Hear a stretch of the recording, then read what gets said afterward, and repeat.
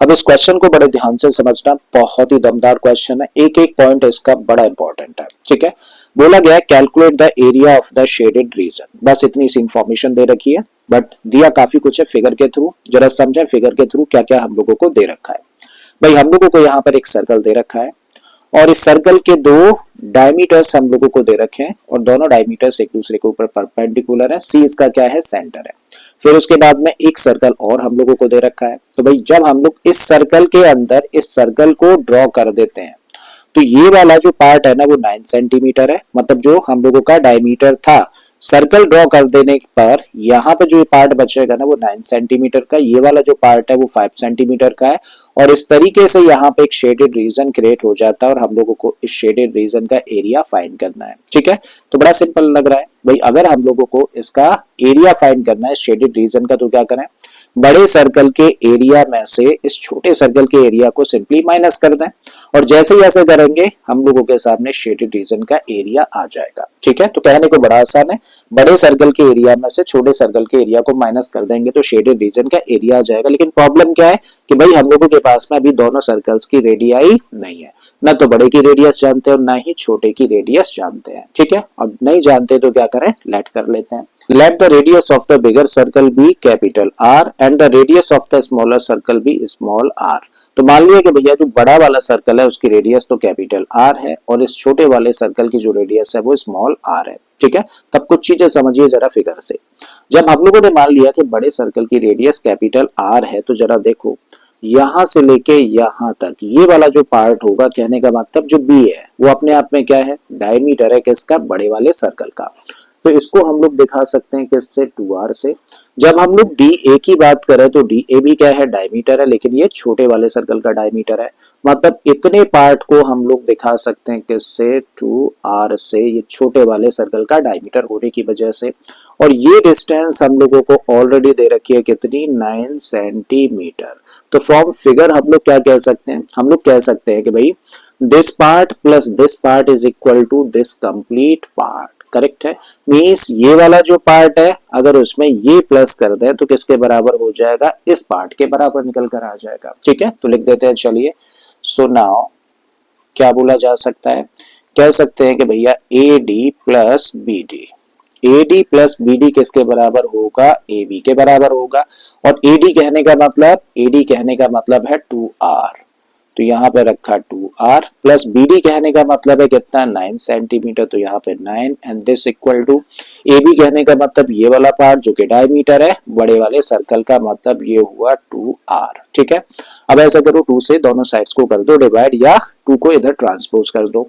तो 2 से जब दोनों साइड्स को डिवाइड करेंगे तो ये कितना बन जाएगा, ये बन जाएगा r। 2 से इसको डिवाइड करते हैं तो ये बन जाएगा 4.5 और 2 से इसको डिवाइड करते हैं तो ये बन गया कैपिटल R। तो हम लोगों ने बेसिकली क्या फाइंड किया, हम लोगों ने बड़े सर्कल की रेडियस फाइंड कर ली किसके टर्म्स में, छोटे सर्कल की रेडियस के टर्म्स में, जो कि कितनी निकल कर आई, R प्लस 4.5। और ये बड़ा इंपॉर्टेंट पॉइंट है तो इसको मान लेते हैं हम लोग इक्वेशन नंबर 1। ठीक है, साथ ही चलो इसको इनबॉक्स भी कर लेते हैं, इंपॉर्टेंट पॉइंट है हम लोगों के लिए। ठीक है, तो हम लोगों ने क्या शो किया, हम लोगों ने शो किया कि जो बड़े वाले सर्कल की रेडियस है वो छोटे वाले सर्कल की रेडियस से 4.5 यूनिट्स या सेंटीमीटर ज्यादा होगी। अब हम लोग क्या करने जा रहे हैं भाई, अब हम लोग करने जा रहे हैं एक छोटा सा कंस्ट्रक्शन, बड़े ध्यान से समझिएगा इस कंस्ट्रक्शन को। तो कंस्ट्रक्शन में हम लोगों ने क्या किया, D और E को हम लोग ज्वाइन करा रहे हैं। तो भाई हम लोगों ने D और E को ज्वाइन करा दिया, E से इस A को ज्वाइन करा रहे हैं, लो जी E से हम लोगों ने A को भी ज्वाइन करा दिया। करेक्ट है, जब हम लोगों ने इतना काम किया तो फिर से समझिएगा, बड़े ध्यान से समझिएगा। और भाई यहाँ पर हम लोग देखें तो BC क्या है, BC अपने आप में बड़े सर्कल की रेडियस है, इसका मतलब ये है कैपिटल R। और इसमें से ये वाला पार्ट अगर हम लोग माइनस कर दें तो बेसिकली हम लोग इस पार्ट की लेंथ निकाल सकते हैं, किस पार्ट की, DC की। तो DC की जगह पे क्या रख सकते हो, कैपिटल R माइनस 9, तो यहाँ पे लिखा जा सकता है कैपिटल R माइनस 9। समझिएगा, बहुत इंपॉर्टेंट पॉइंट बताने जा रहा हूँ। ठीक है, तो ये हुआ कितना, ये वाला जो पार्ट है भाई इस पूरे पार्ट में से इसको माइनस कर दिया तो कैपिटल R माइनस 9 बचता है। बिल्कुल इसी तरीके से अगर हम लोग इसको देखें, इस वाले पार्ट को, चलो इसको M नाम दे देते हैं। तो MC क्या है, रेडियस है बड़े वाले सर्कल की, और उसमें से इस पार्ट को हम लोग हटा दें तो हम लोग इसकी लेंथ फाइंड कर सकते हैं। तो भाई कैपिटल आर में से 5 माइनस कर दिया तो इस पार्ट की लेंथ कितनी हो जाएगी, कैपिटल आर माइनस 5 हो जानी है। आई थिंक समझ आ रही है चीजें यहाँ तक।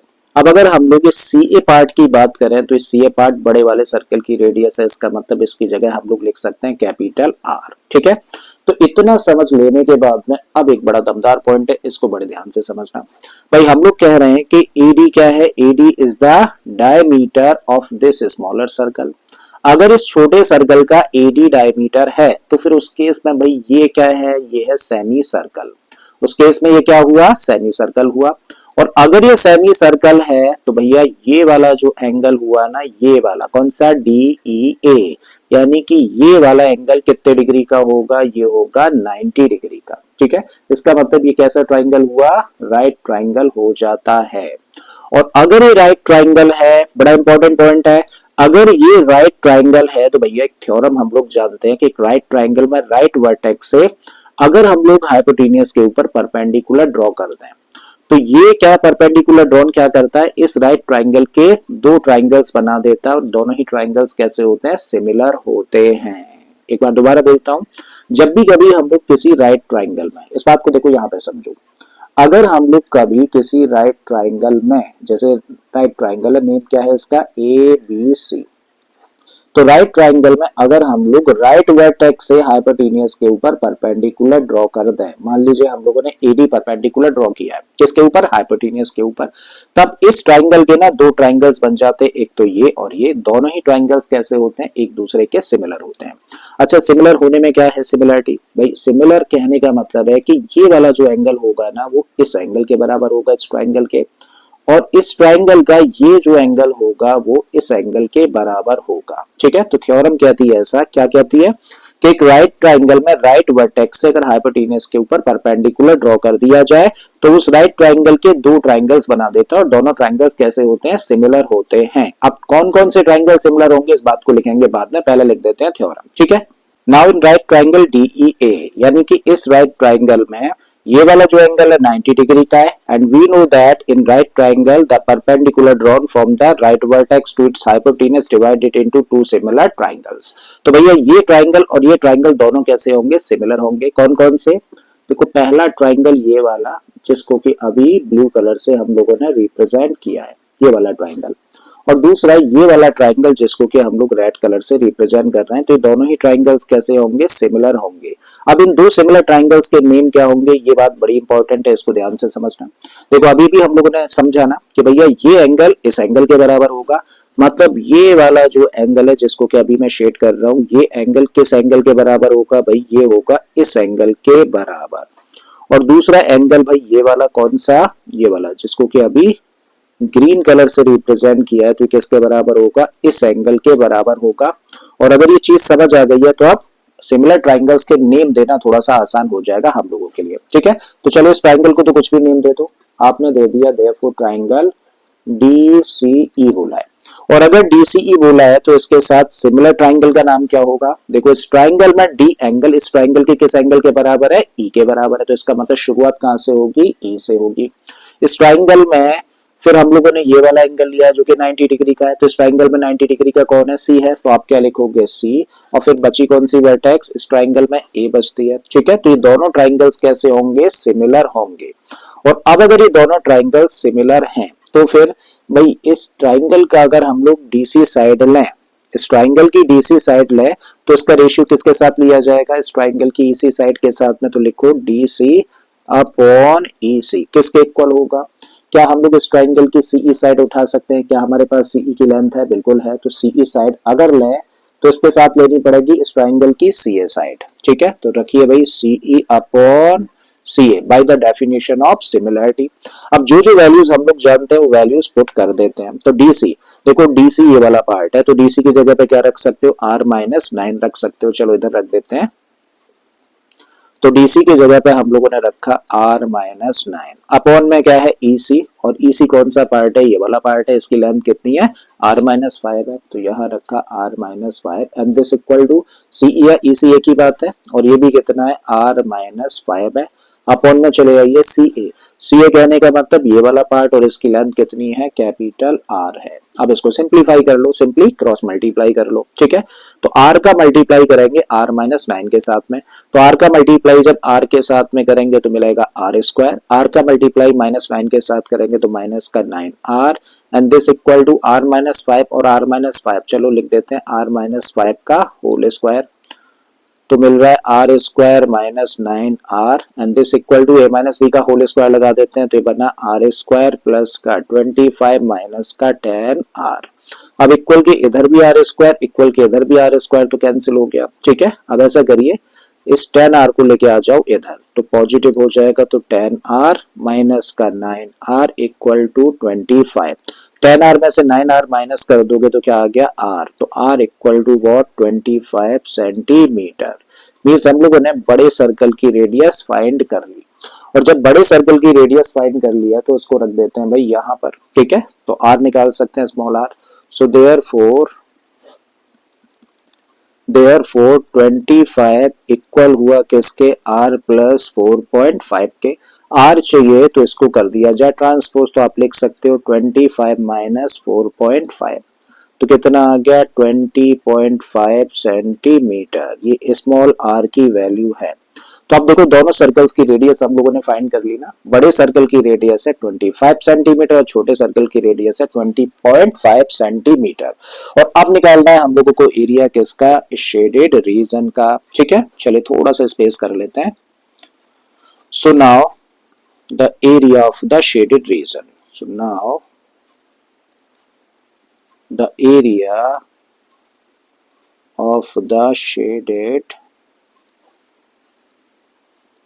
region इक्वल टू, तो बड़े सर्कल के एरिया में से छोटे सर्कल के एरिया को कर दो माइनस, तो पाई आर स्क्वायर होता है, बड़े का एरिया होगा पाई कैपिटल आर स्क्वायर, छोटे का होगा pi small R square. Pi common ले लिया हम लोगों ने, तो निकला क्या R square minus R square. अब भाई कैपिटल आर स्क्वायर में से स्मॉल आर स्क्वायर को कर दो माइनस, ठीक है। पाई को यहीं पे रखिए, तो पाई की जगह पे तो रखा 3.14, और कैपिटल आर का स्क्वायर कहने का मतलब 25 का स्क्वायर, तो यहाँ पे रखा 25 का स्क्वायर माइनस 20.5 का स्क्वायर, 3.14 एज इट इज। 25 का स्क्वायर होता है 625, इसका स्क्वायर करेंगे तो 5 आया लास्ट में, तो डेसिमल में मिलेगा 25, और 20 और 21 का मल्टीप्लाई करते हैं तो 21 दूनी 42, 420, ठीक है। सिंपली इसको कर दो माइनस, तो 625 में से 420.25, 625 में से 420.25 को माइनस करना है, तो यहाँ से मिलेगा डेसिमल के बाद 75, यहाँ बच जाएगा कितना 4, यहाँ बचेगा 0, और 6 में से 4 माइनस करेंगे 2, तो हम लोगों को फाइनली क्या मिल रहा है 3.14 इंटू 204.75। अब करना है मल्टीप्लाई, थोड़ा सा स्पेस और करना पड़ेगा, चलो यहीं पे कर लेते हैं। किस किस का मल्टीप्लाई करना है, अब मल्टीप्लाई करना है हम लोगों को 204.75 और इनटू में कितना है 3.14, 4 पंजे 20, 4 सत्ते 28, 29 30, 3 4 चौक 16 और 3 19, 4 दूनी 8। 1 का मल्टीप्लाई करेंगे तो 57402 एज इट इज आएगा। फिर 3 का मल्टी 3 पंजे 15, 3 सत्ते 21 और 1 22, 3 चौक 12, 13 14, 3 दूनी 6, ठीक है। 0 5 9 और 7 16 और 5 21, 2 4 और 4 8 और 1 9 हो गया, ठीक है। 8 और 4 12, 2 और 1 3 और 1 4 और ये 6, ठीक है। डेसिमल की कितनी डिजिट 4 डिजिट्स, तो यहाँ पे आ जाएगा। तो इसका मतलब क्या मिल रहा है हम लोगों को 642.9150, ठीक है। इसको राउंड ऑफ कर दे तो यहाँ पे डेसिमल के बाद 9 है, जब डेसिमल के बाद 9 है तो इससे पहले वाली डिजिट में 1 प्लस कर देंगे तो कितना हो जाएगा 643 सेंटीमीटर स्क्वायर अप्रॉक्स, ठीक है। So what is the area of this shaded region, 643 centimetre square approx is the area of this shaded region.